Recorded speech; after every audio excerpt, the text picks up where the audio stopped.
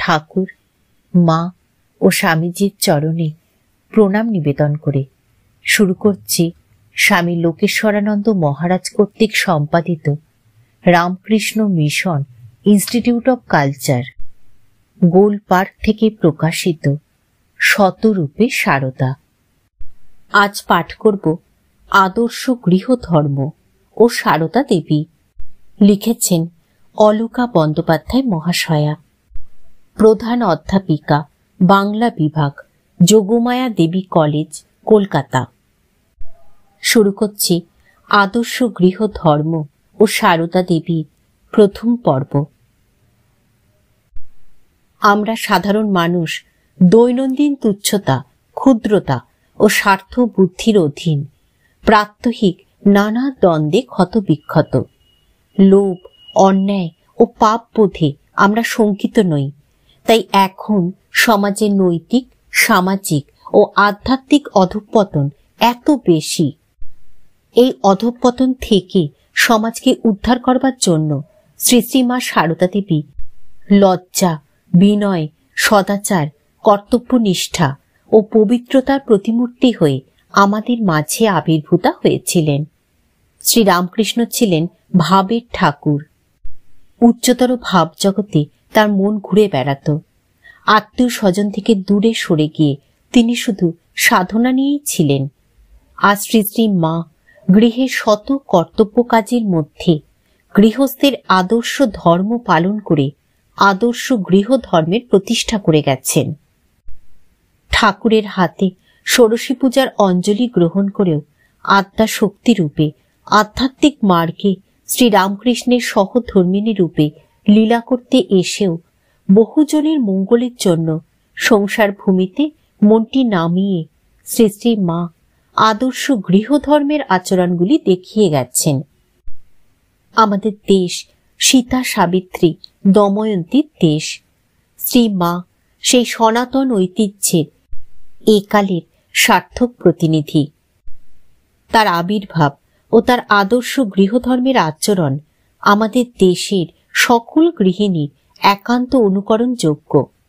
আমরা এই আলোচনায় দেখব আধুনিক স্বার্থ বিজড়িত সংসারে নিবদ্ধ দৃষ্টি গৃহী মানুষের শ্রী শ্রী মায়ের কর্মজীবন থেকে শিক্ষা নেওয়া ছাড়া অন্য কোনো পথ নেই।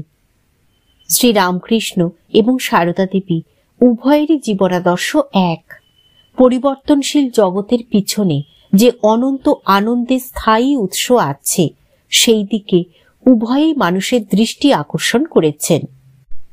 কিন্তু সেই আদর্শ তারা প্রচার করেছেন দুটি ভিন্ন পরিমণ্ডলে থেকে। শ্রী রামকৃষ্ণের জীবন ও উপদেশের মধ্যে গৃহীদের অনুসরণযোগ্য অনেক আদর্শ থাকলেও তার জীবন যাত্রায় ত্যাগ সম্রাট রূপটি বেশি পরিস্ফুট। আর সারদা দেবী অন্তরে ত্যাগীশ্বরী হয়েও গৃহস্থাশ্রমে অবস্থিত থেকে সাধারণ নারীর জীবন বেছে নিয়েছিলেন গৃহী ভক্তদের গার্হস্থ্য ধর্ম শেখাবার জন্য। শ্রী রামকৃষ্ণ সারদা দেবীকে বলেছিলেন যে জগতের জন্য সারদা দেবীকে তার নিজের চেয়েও অনেক বেশি করতে হবে। এই কথা বলার একটি কারণ সম্ভবত এই যে সারদা দেবীকে গৃহীদের জন্য আদর্শ স্থাপন করতে হবে, যারা সমাজের বৃহত্তম অংশ। বস্তুত সামাজিক জীব মানুষের সমাজ সচেতনতার প্রথম সূত্রপাত গৃহে। চ্যারিটি বিগিনস অ্যাট হোম, ইংরেজি প্রবাদ।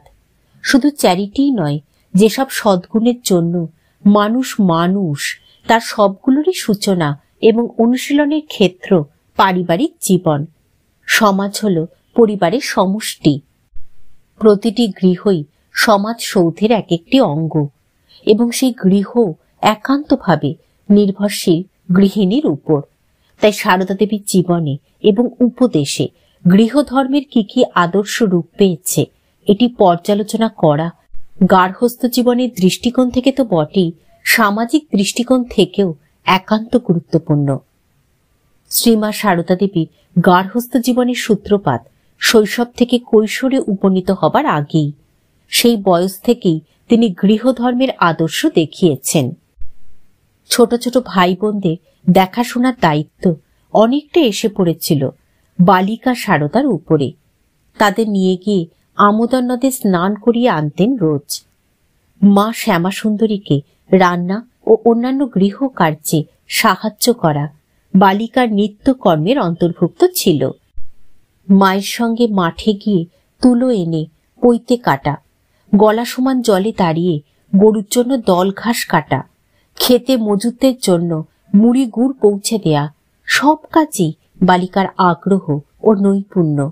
শুধু একটি কাজ বালিকা তখন ইচ্ছে থাকলেও করতে পারতেন না।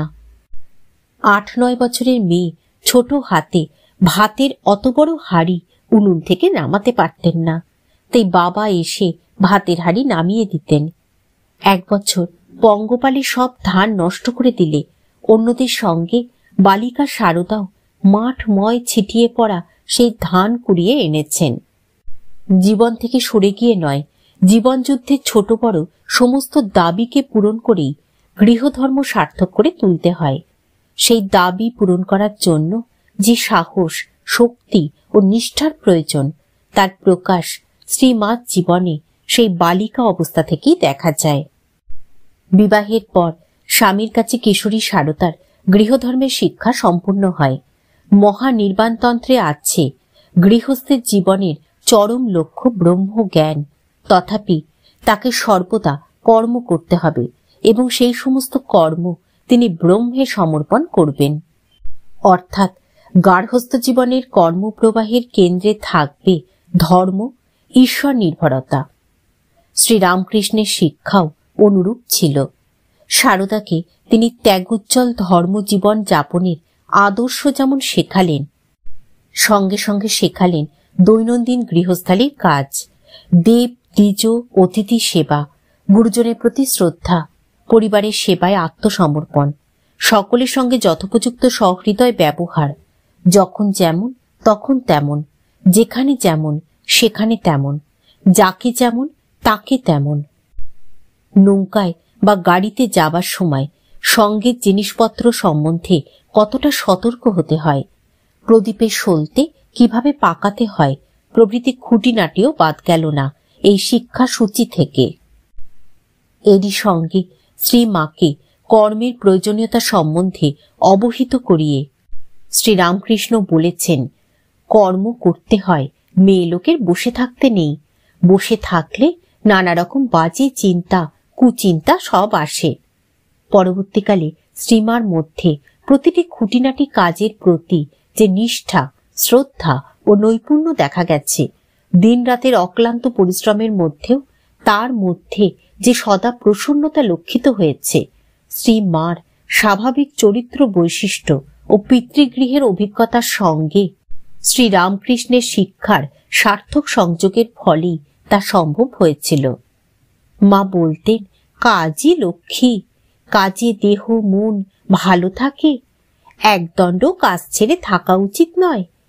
এক ব্রহ্মচারীকে বলেছিলেন, আশীর্বাদ করো যতদিন আছি যেন কাজ করেই যেতে পারি। পরিবার সচল থাকে পরিবারের প্রতিটি ব্যক্তির ত্যাগ ও সেবার ফলে। শ্রীমার ত্যাগ ও সেবার জীবনের সূচনা শৈশবেই। পিতৃগৃহের ছোট বড় যে কোনো কাজে আত্মনিয়োগ করতেন, সে কথা আগেই উল্লিখিত হয়েছে।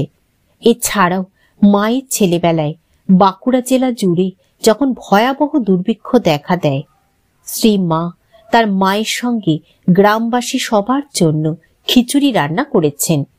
গরম খিচুড়ি পাতে দেওয়া হলে অন্তরের স্বাভাবিক প্রেরণায় ছোট 2 হাতে পাখা দিয়ে হাওয়া করেছেন, যাতে সেই খিচুড়ি ঠান্ডা হতে পারে, ক্ষুধার্ত মানুষ তাড়াতাড়ি তা মুখে দিতে পারে।